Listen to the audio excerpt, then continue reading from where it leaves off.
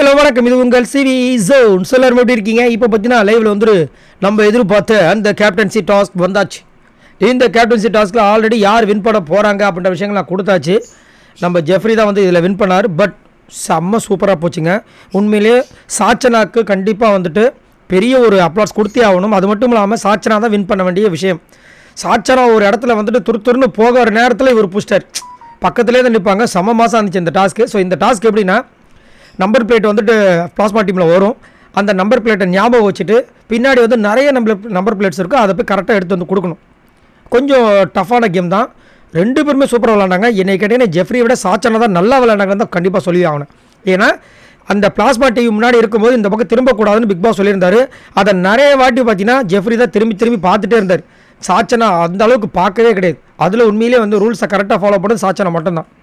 அதே மாதிரி ஒரு தான் வந்துச்சு. ஃபஸ்ட்டு வந்து 10 பிளேட் காமிச்சிருந்தாங்க. அதில் ஃபஸ்ட்டு பார்த்தீங்கன்னா ஜெஃப்ரி எடுத்தார், 2வது ஜெஃப்ரி எடுத்தார், 3வது சாச்சனா, 4வது சாச்சனா, 5வது சாச்சனா. செம்மையாக இருந்துச்சு. இந்த பக்கம் பார்த்தீங்கன்னா ஜெஃப்ரி ஒரு பிளேட் எடுக்கும்போது உள்ளே வந்து எல்லா ஹவுஸ்மேட்ஸும் கத்துறாங்க.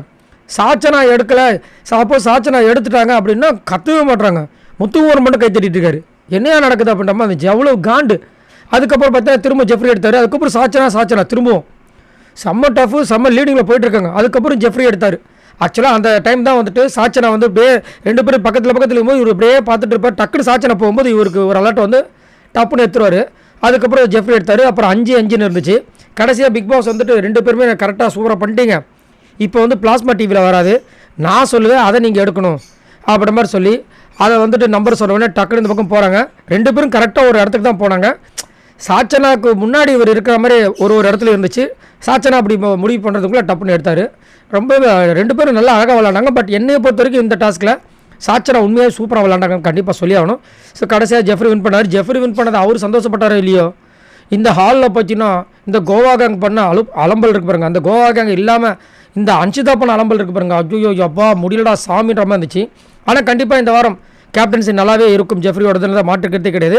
ஆனால் அந்த கேப்டன்சியில் இந்த கோவா கேங் பண்ண போகிற தில்லுமுள்ளு அதுதான் பிரச்சனை. ஏன்னா ஆல்ரெடி அவங்க வந்து நிறைய விஷயங்கள் பண்ணக்கூடிய ஆள்.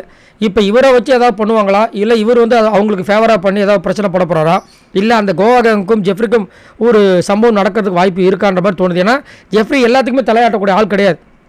அப்படின்றப்போ என்ன நடக்க போகுதுன்றதை பொறுமையாக தான் பார்க்கணும். சரி பார்க்கலாம். ஸோ நீங்கள் உங்களோட கமெண்ட்ஸை சொல்லுங்கள். இந்த வாரம் ஜெஃப்ரியோட கேப்டன்சியில் இந்த வீடியோ எப்படி இருக்குன்னு நினைக்கிறீங்க? மறக்காமல் கமெண்ட்ஸ் பண்ணுங்கள். பாய் நண்பர்களே.